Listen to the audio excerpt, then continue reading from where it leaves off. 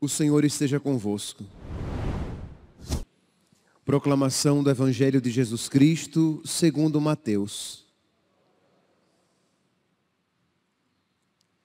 Naquele tempo, Jesus foi à região de Cesareia de Filipe e ali perguntou aos seus discípulos: quem dizem os homens ser o Filho do Homem? Eles responderam: alguns dizem que é João Batista, outros que é Elias, outros ainda que é Jeremias ou algum dos profetas. Então Jesus lhes perguntou: e vós, quem dizeis que eu sou? Simão Pedro respondeu: tu és o Messias, o Filho do Deus vivo. Respondendo, Jesus lhe disse: feliz és tu, Simão, filho de Jonas, porque não foi um ser humano que te revelou isso, mas o meu Pai que está no céu. Por isso eu te digo que tu és Pedro, e sobre esta pedra construirei a minha igreja, e o poder do inferno nunca poderá vencê-la. Eu te darei as chaves do reino dos céus. Tudo que tu ligares na terra será ligado nos céus. Tudo que tu desligares na terra será desligado nos céus. Jesus então ordenou aos discípulos que não dissessem a ninguém que ele era o Messias. Jesus começou a mostrar aos seus discípulos que devia ir a Jerusalém e sofrer muito da parte dos anciãos, dos sumos sacerdotes e dos mestres da lei, e que devia ser morto e ressuscitar no terceiro dia. Então Pedro tomou Jesus à parte e começou a repreendê-lo, dizendo: Deus não permita tal coisa, Senhor, que isso nunca te aconteça. Jesus, porém, voltou-se para Pedro e disse: vai para longe, Satanás. Tu és para mim uma pedra de tropeço, porque não pensas as coisas de Deus, mas sim as coisas dos homens. Palavra da salvação.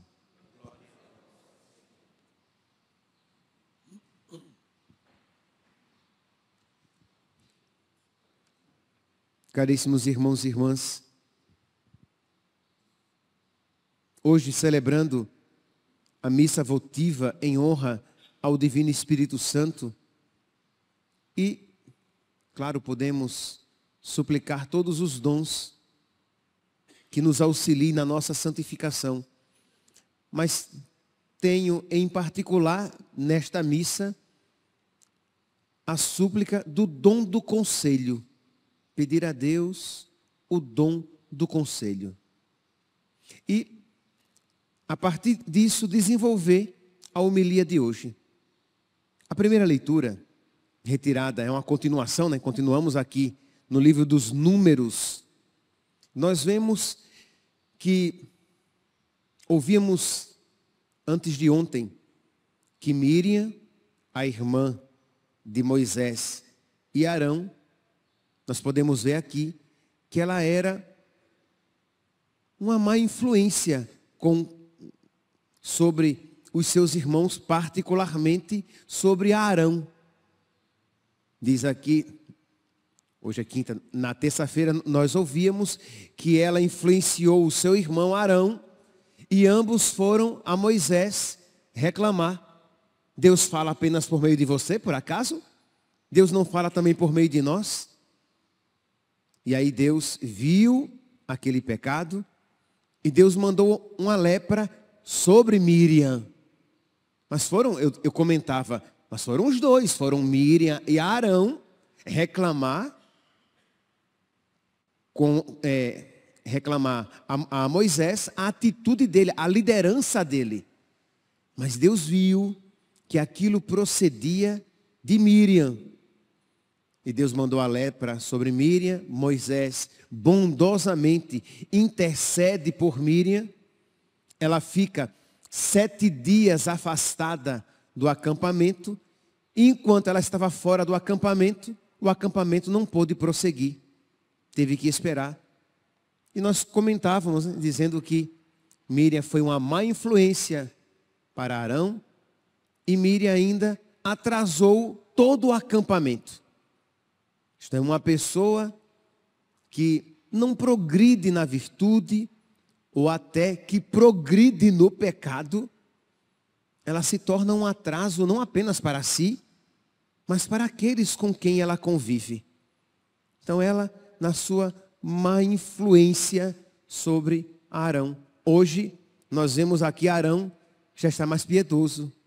Arão está rezando com o seu irmão. Diz aqui que a comunidade, Números capítulo 20, toda a comunidade dos filhos de Israel chegou ao deserto de Sin no primeiro mês.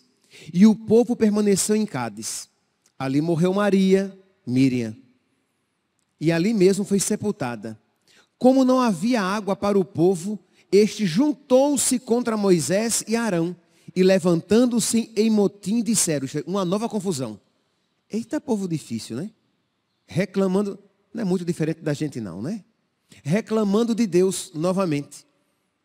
Porque a reclamação dirigida a Moisés era, em última instância, uma reclamação a Deus. Na primeira dificuldade já começa a murmuração. Na primeira dificuldade já começa a lamentação. Na primeira dificuldade já começa a desconfiar de Deus. Pois bem, o povo começa então a reclamar.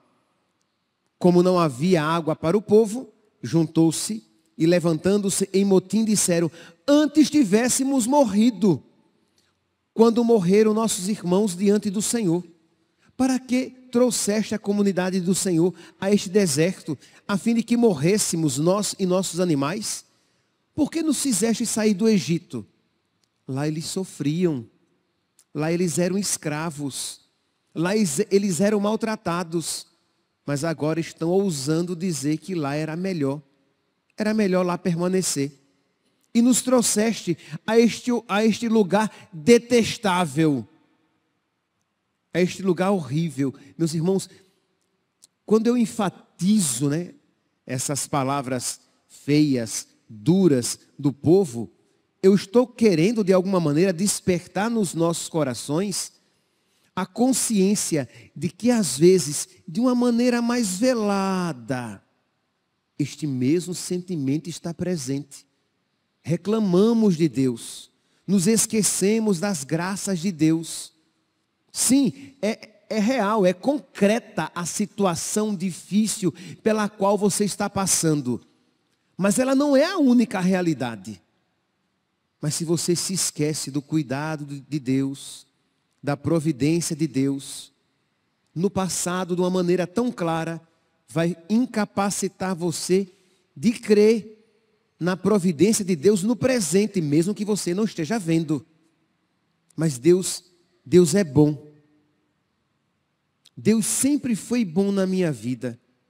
Deus está sendo, mesmo que eu não veja. Então nós precisamos ter atos de amor e de fé para Deus, principalmente nos momentos difíceis da nossa vida. E aí, quando nós pudermos contemplar a bondade de Deus, nós veremos que a nossa fé foi verdadeira. Isto é, nós tivemos fé quando não víamos. Agora que vemos, nós podemos dar essa grande alegria a nosso Senhor. Isto é, como Deus vai ficar feliz quando nós, sem ver o seu amor, cremos. Quando nós, sem percebermos o seu amor, o amarmos de volta, dizendo, Senhor, eu te amo, mesmo com lágrimas nos olhos. Senhor, eu creio em ti, na tua bondade, eu te amo, mesmo que os meus afetos estejam tão desajustados, a minha vida tão bagunçada, mas eu te amo, meu Deus. Isto o povo de Deus não fez. Então começou a se impacientar, a reclamar, a dizer que aquele lugar para o qual Deus tinha enviado, isto é, o deserto, era o caminho para a terra prometida. Então, de alguma maneira, o deserto era algo bom, porque levaria a terra prometida, da mesma maneira que as provações são boas.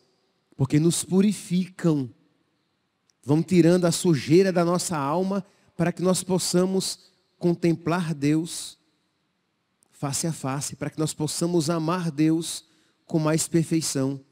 Pois bem, mas agora o deserto era um lugar detestável, que não se pode semear, que não produz figueiras, nem vinhas, nem romãzeiras, e além disso, não temos água para beber.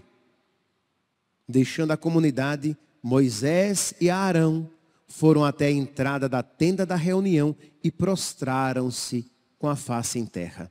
Vê que a atitude de Arão agora é outra. Arão não está com o povo reclamando.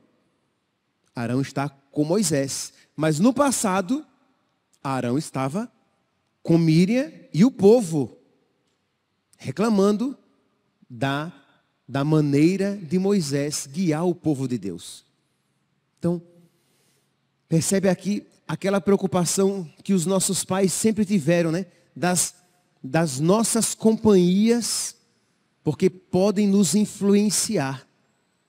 Isto é, com quem nós convivemos, com quem nós partilhamos o nosso tempo, porque as suas atitudes e as suas palavras podem muito nos influenciar. Como Míriam foi uma má influência para o seu irmão. Pois bem, mas diz aqui então que Moisés e Arão vão rezar, colocam o rosto, se prostram por terra, e diz que o Senhor falou então a Moisés, dizendo: toma a tua vara, reúne o povo, tu e teu irmão Arão, na presença deles, ordenai a pedra, e ela dará água. E reuniu aquele povo tão difícil, aquele povo que já tinha provocado tantas contendas. Lembra, né? Pegamos aqui o raciocínio. Míriam, que foi causa, instrumento de pecado, de afastamento de Deus, de desagradar a Deus, para Arão. Agora é o povo que depois de tanta confusão vai ser instrumento de pecado, de queda, pedra de tropeço para Arão e Moisés. Diz então que Moisés reuniu o povo como Deus tinha mandado. E Moisés tomou então a vara que estava diante do Senhor e como lhe fora ordenado. Depois Moisés e Arão reuniram a assembleia diante do rochedo. E Moisés lhes disse: ouvi, rebeldes, poderemos acaso fazer sair água desta pedra para vós? E levantando a mão, Moisés feriu 2 vezes a rocha com a vara, e a água jorrou em abundância. E diante disso, Deus responde: então o Senhor disse a Moisés e a Arão: visto que não acreditaste em mim, para manifestar minha santidade aos olhos dos filhos de Israel, não introduzireis este povo na terra que eu lhes vou dar. Como assim? Como é que Arão e Moisés não acreditaram em Deus? Não. O que foi que Deus disse? Versículo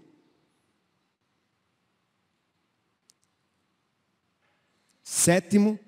O Senhor falou então a Moisés, dizendo: toma a tua vara, e na presença deles ordenai a pedra. Falai à pedra, jorre água. Deus não mandou que ele batesse com a vara. Isto é, os que interpretam esses textos dizem que Moisés se deixou levar pela ira.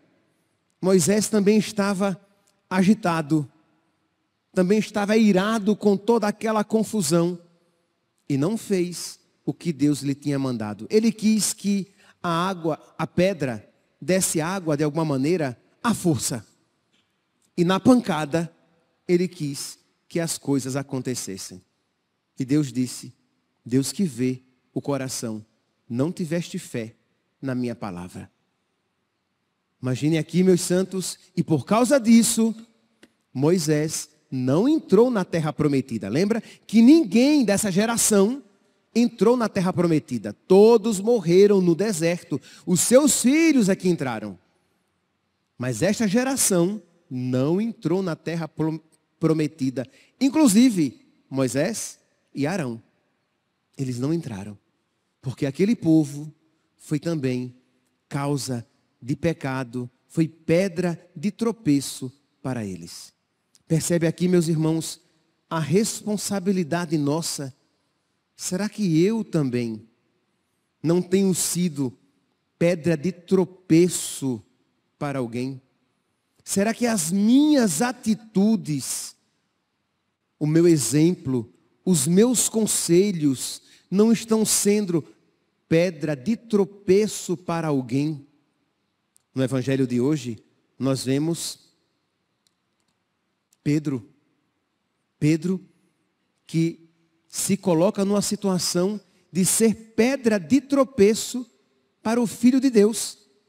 Jesus começa a dizer que ele, o Filho do Homem, vai sofrer muito, vai ser perseguido, vai ser maltratado, vai morrer e no terceiro dia vai ressuscitar.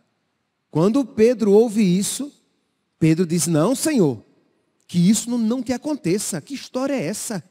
Tira isso da cabeça. Não, Deus não quer isso. Imagine se Deus quer o seu sofrimento. E Jesus viu naquele conselho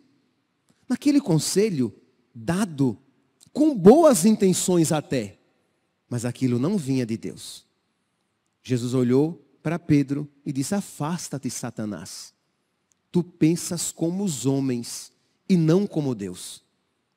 Percebe aqui, meus irmãos, que nem todo conselho, nem toda palavra doce, boa aparentemente, boa aqui, agradável de se ouvir, vem necessariamente de Deus.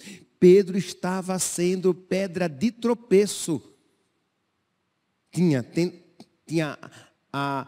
a intenção, sem perceber, de ser pedra de tropeço para Jesus.